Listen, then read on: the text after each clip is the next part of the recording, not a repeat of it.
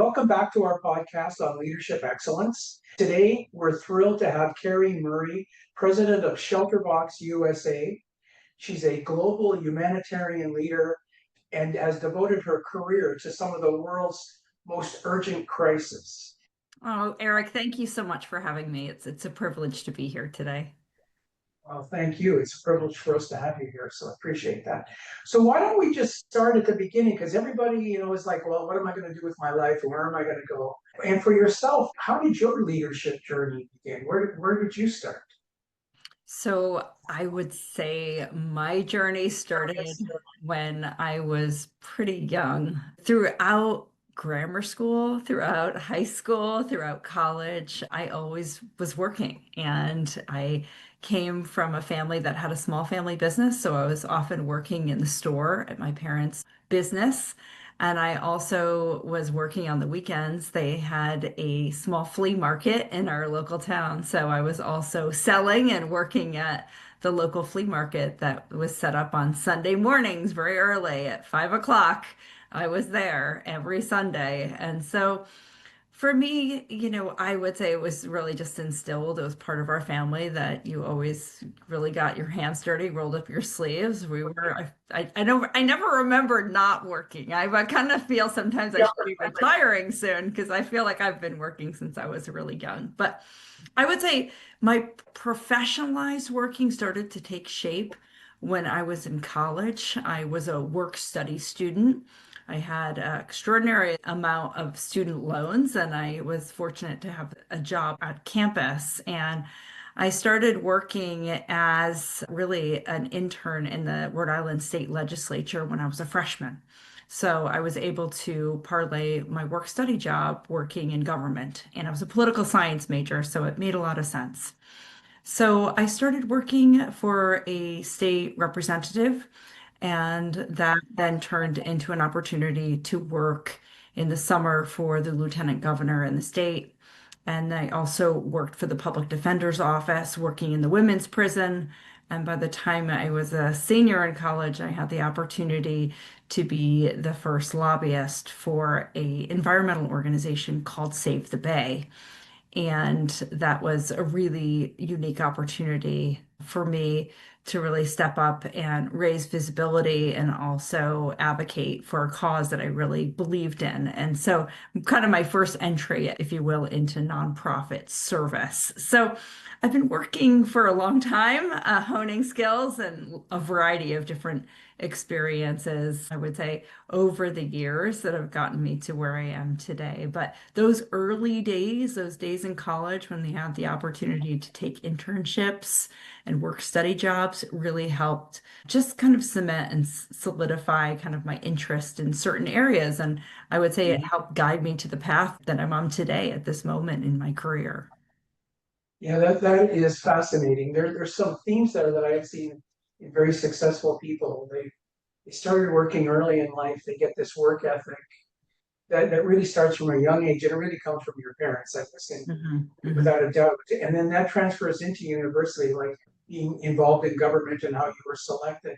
Obviously, that work ethic must have transferred to I was working while I was going to school and college and all of that. mhm. And it's funny, there's that old saying that if you want something done, give it to the person who's really busy because they'll just get it all done. And that's what this sounds like. Now, I can imagine your parents were obviously great mentors getting you to with that work ethic. Was there anybody on your leadership journey when you were in college or maybe after graduated that you would say was a mentor that really Mhm. had a great influence on your life? Mhm.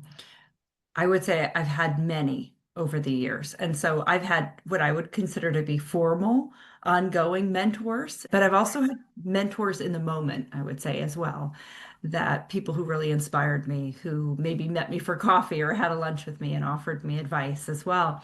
I would say starting my earliest, I think, recollection of having a mentor would be the principal of my high school, Holy Cross. So Really? one of my summer jobs, I was working in the office of the high school and I was giving tours and I was doing administrative tasks, but I was also supporting the principal. And so he was someone who was just a really incredible leader. And I would say someone who had a really clear vision, someone who could really communicate that well, and someone who could rally everyone around that vision.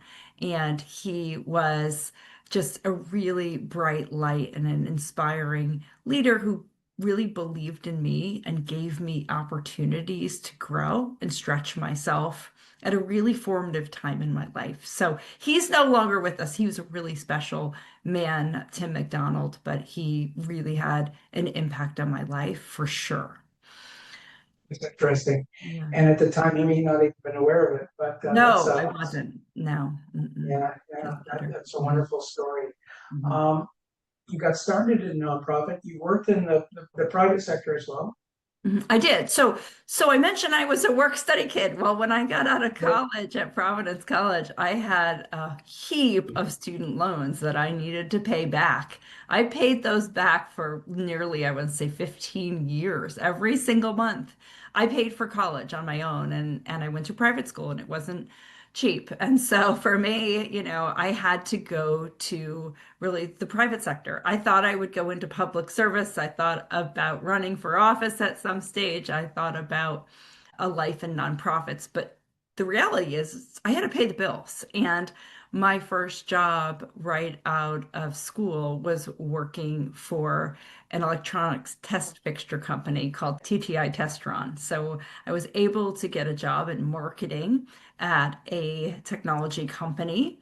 And I spent about a year and a half working for that organization in Rhode Island, and then was offered a position in a really burgeoning industry, the pharmaceutical industry. So I had a friend who worked in the industry, and they said, you know what, you would be absolutely fantastic doing pharmaceutical sales and coming into the management training program at a company called SmithKline Beecham.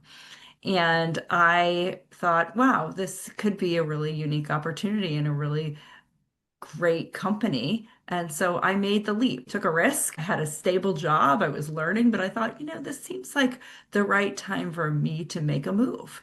And so I joined SmithKline Beecham, later to be known as GlaxoSmithKline, and I spent 13 and a half years climbing the corporate ladder at GSK, working both in the US as well as in Europe. I started as a sales representative and then grew into sales training and then sales management and then marketing and brand management, and stayed with the organization for over 13 years before they sent me on my nonprofit assignment.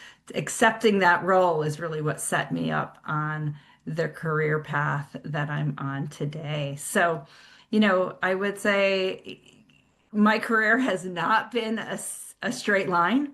It's been a series of different decisions, different risks, different moments that really has led me to where I am today.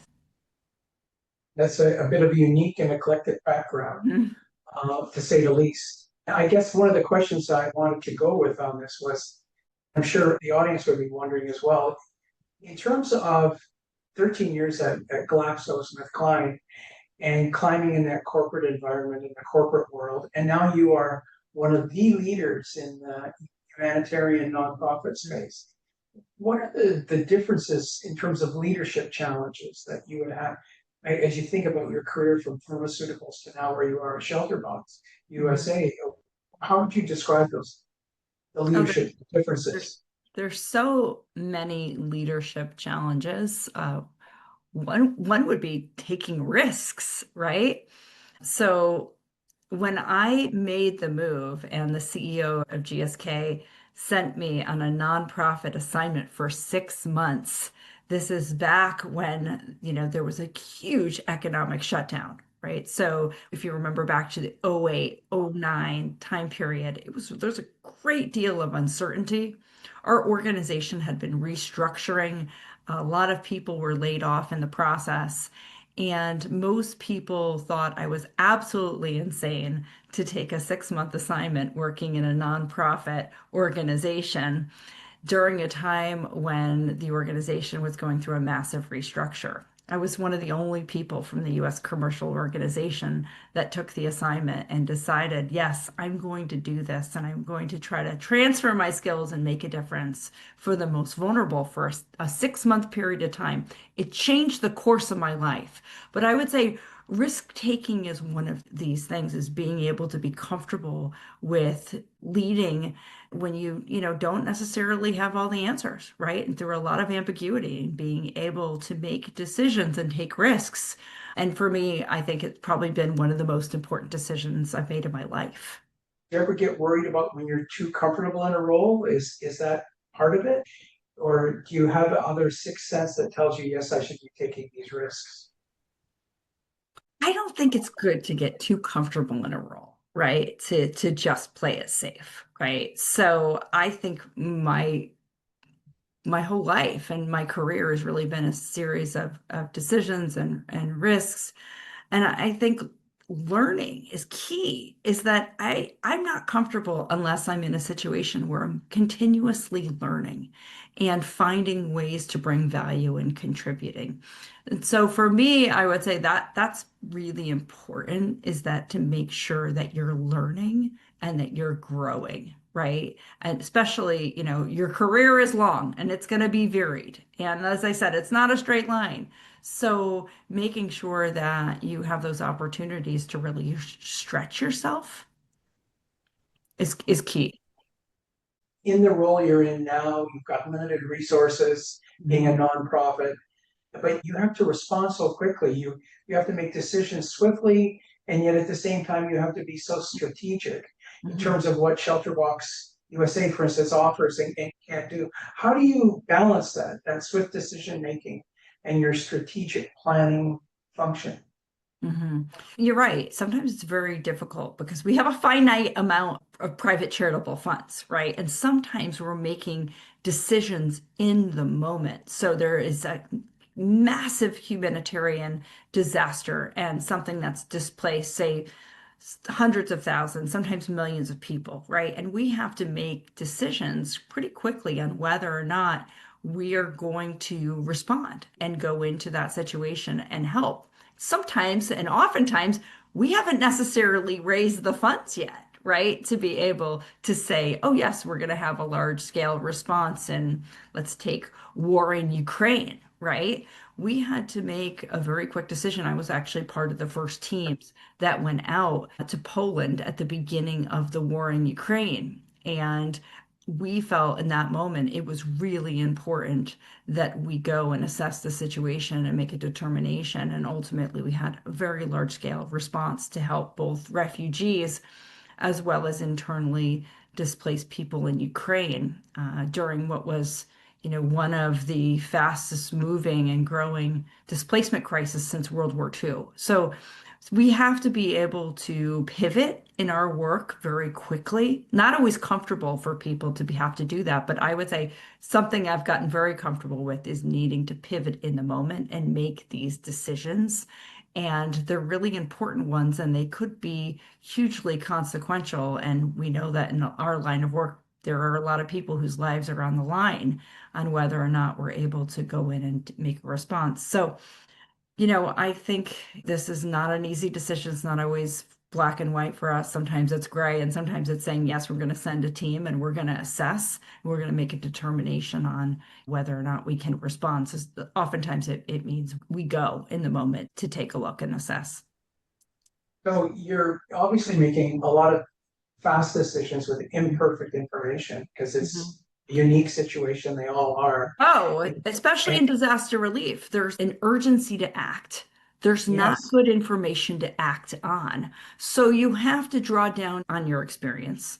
You have to have trusted partners. And a lot of these places we do. We have really long-term, incredible partners.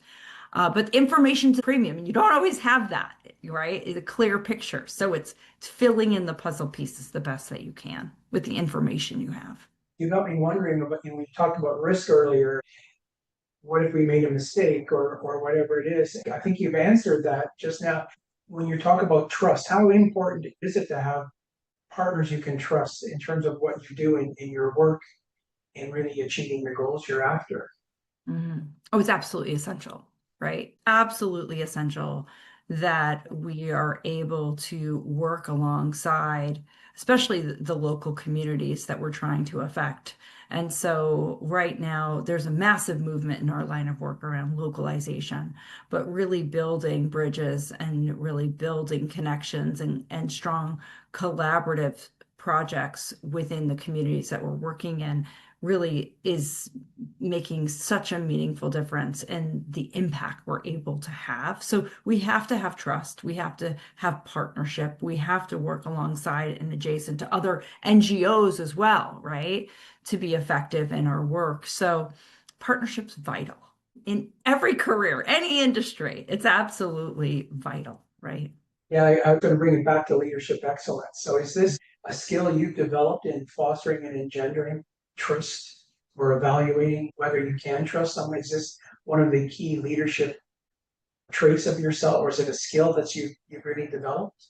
How Oh, would you describe that? for anyone listening, being able to build strong collaborative relationships, right? So I'd call it a relationship where your relationships, your networks, your partners are going to be absolutely vital to being able to be successful, right? And to be able to get the work done. So I would say that's probably a hallmark of my career, but anyone I know who's very accomplished and making an impact in their work. At the heart of that is that they have really strong relationships. I'm sure they have great tenacity and problem-solving skills. There's so many curiosity, but the relationship development cannot be really underscored enough just how important it is. And that starts early on as the folks that are listening are beginning to even just build mentors, right? But building out your network, Yes. building out your relationships.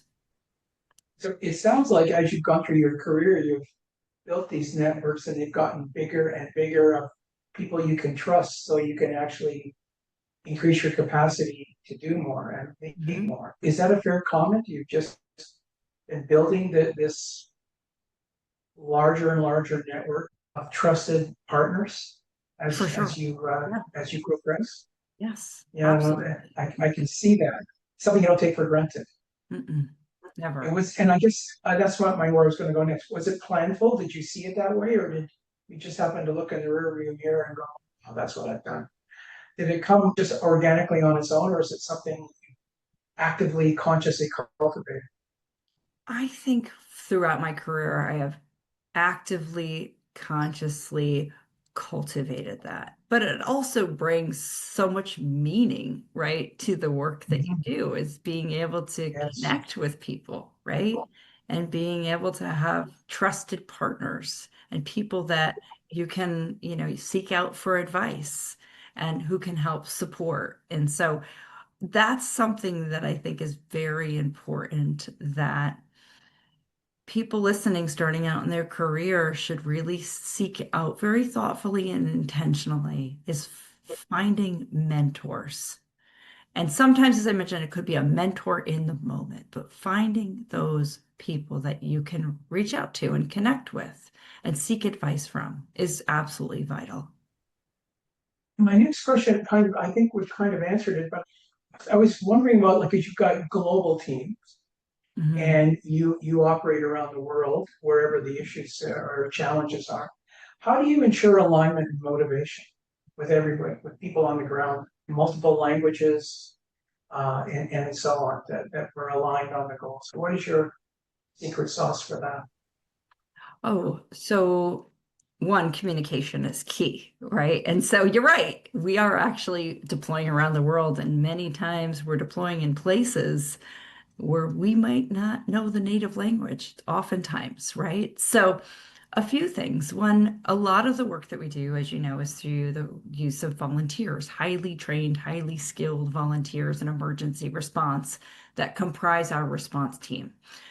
Well, you know what? We build those teams really specific to the response. And so we look for certain skill sets. Language could be one, expertise in shelter is another. But alongside that and adjacent to it is that we're working alongside the local communities and local partners. oftentimes the most important person that is on our team is actually our local driver, our fixer, right? So that person is going to be vital to be able to help connect you into those local communities that can navigate the landscape. They're great sources of information. And so, really building out a really comprehensive team, not just of the folks that we're sending in, but of the local people that we're working alongside and to support. And so, building a really robust and rich team of people from a variety of skill sets. And that includes language, right? And that cultural understanding that's so important, that has to have good alignment if we're going to do our jobs effectively. Your image of that delivery driver could be that key person that connects you with everybody else. Do you actually seek that out? Always, always the first thing. Yeah, it's Yeah. one of the first things you're doing. Yeah, in initial assessment phases, as you're really gathering information sources, you're starting to coordinate locally through the local response mechanisms and structures that exist, as you're also working to build out your team, right? Of who we're going to be working with on these responses. So, yeah, the local people that we are working to often employ are so vital and like the key members of the team. In a sense, a lot of this is this added value, I would call it, that ShelterBox provides. When you are addressing emergencies and with shelter around the world, it's a compelling story in the way you do it, and you're so effective with donors and working with groups to be able to expand and handle more. This is one of the key benefits and reasons for doing that. But it's an advantage in terms of realizing the resources, getting the most out of your resources, Mhm. limited resources. Is that fair? Yeah, it absolutely, yeah, without a doubt, is for us, it's always about maximizing our resources and being as efficient and effective as we can be. I'll say, as you're mentioning this, I would say, while my career is not a straight line and it spanned obviously different sectors and industries, right? Corporate and nonprofit. I would say the early skills that I developed in the corporate world, right, in sales and marketing and leadership have been absolutely transferable to the work I do in nonprofit development, and also the same leadership skills that we have in the nonprofit setting. So there's so much that you will learn and gain throughout your career, whether it's your first internship or your first job or your 15th role at an organization. All of that are the building blocks, and you can transfer all those skills throughout your career. And those early skills can end up being very vital to something in a completely different sector, right? What is your advice to the next generation of leaders in terms of empowering them, starting off on their own leadership journey? I would say don't just chase the title. Don't just chase the salary, right? I would say chase the things that are going to give you growth, chase the things where you're going to be challenged, where you can be curious. Also, chase the things that are going to have meaning, right? And purpose. And also you're learning in every single organization you're with every day that you're there, even if you end up in an internship or a job that you just feel like, oh, I don't love this, it's not what I want to do the most of my life. Don't worry, it won't be, right? But I would say if you can chase the meaning, chase the relationships, chase the growth, not just the title and the salary, those things are important too, but yes. Your insights are very useful in terms of planning people's careers and how you got where you are. Is there one thing in your career that you look back on which was a major turning point in terms of your path and where you've ended up in ShelterBox? Yes. So when I was at GSK, I mentioned I spent 13 and a half years there. Secret of my success there was I accepted every job I was offered and I kept climbing that corporate ladder, hoping one day that I would be CEO. And my life changed really when I became a mother. It was probably one of the worst days of my life when I went to deliver my daughter and everything went wrong.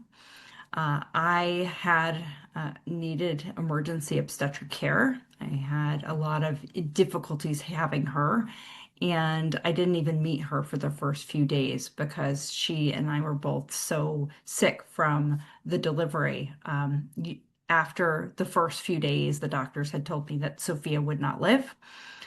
And she spent weeks in the NICU, and every day felt like today was going to be the last day of her life. And it was a really difficult time for her. She ended up persevering. By the time she left the NICU, the doctor said she's going to live, but she will never talk. She had paralyzed vocal cords and never made a sound, nearly for the at least the first 6.5 months of her life. There was nothing that came out. And then one day, in the middle of the night, about 6.5 months into her life, she cried for the first time and she had movement in one vocal cord. And during this whole experience of having a child with a lot of complications and whose life was on the line, I became really curious about emergency obstetric care and really what do women do in countries that don't have access to basic things like C-sections or just emergency obstetric care generally, or even a hospital to deliver in. And I really felt a responsibility that I needed to make an impact. I felt incredibly blessed that, I survived, that my daughter ultimately survived and thrived. And it made me really have a moment and a shift where I just said, what sort of impact do I really want to have on the world? And it led me to make that decision when approached by the CEO of GSK on taking that assignment, that 6-month assignment, and saying that, you know what, I wanted to take that risk and I wanted to work to see how I could transfer my corporate skills to the nonprofit setting, which I was able to do when I went on that assignment. And I was able to really realize that everything I learned in my corporate life, I could actually apply to the nonprofit setting, just helping the poorest people on the planet. And it felt really good to be able to make a difference. And now I'm with an organization. We prioritize often the needs of the most vulnerable. Those are often women and kids. And I feel like I'm able to have really a meaningful impact personally and also professionally every day in the work that I do at ShelterBox. That's a great story. It goes back to your comments earlier about not pursuing simply a title or a salary. Hmm. Most Hmm. vivid example. Hmm. Thank you for sharing that. Of course. Eric, if there's a couple of tidbits I can give to people starting out, which seems so basic, but they're so important, it's show up. Show up on time. Be dependable. Seek opportunities for engagement. If you're an intern or you're starting your first job and there's someone at the company who you're interested in how they got there, invite them to coffee. Reach out. Don't be afraid to make the first move and to seek out that sort of guidance and that sort of engagement. There are so many people that are willing to help you in your career, but they're not going to know that if you don't reach out. So take that first step. That's great advice. And that is a common trait. It's like, well, how could I ever teach to them? They're so busy. And yet when I speak to leaders, I hear the same thing. Reach out. We'll make time. But I liked your point earlier. Dealing with people is dealing with Mm. people, and it's transferable over time. For sure. So, Eric, my daughter is about to be a senior in college. She's at Columbia in New York, and she has an intern this summer. And she had asked me initially, what time should I go in the morning? And she goes, it's the entertainment industry, and no one's coming in till like 10 o'clock. I said, nah, you should try to get in there by like at least 8 or 8:30. And then she started Yes. the first week and she said, Mom, I'm the only one there. I'm like, that's okay. It's all right. Just get in there and start getting to your work. And so she started going in early and she started working late, and she has the luxury of being able to do that. Within a week and a half, the president of the organization said, "Hey kid, I noticed you're the first one in, the last one to leave. I think we should have lunch." Wow. Yes, it only That's, took a week and a half, but people notice, even if you don't think they do. yes, it is what everybody knows. Mhm. First impressions are only everything. Mhm. And if you're the first person always when I show up every day, I'm gonna notice. Yeah. It says you're reliable, you can count on you. It's those little things that mean so much. Be So reliable. Mhm. nice there. Mhm. Well, thank you again for this, and I really appreciate it. Of course. Thank you so much, Eric. Thank you.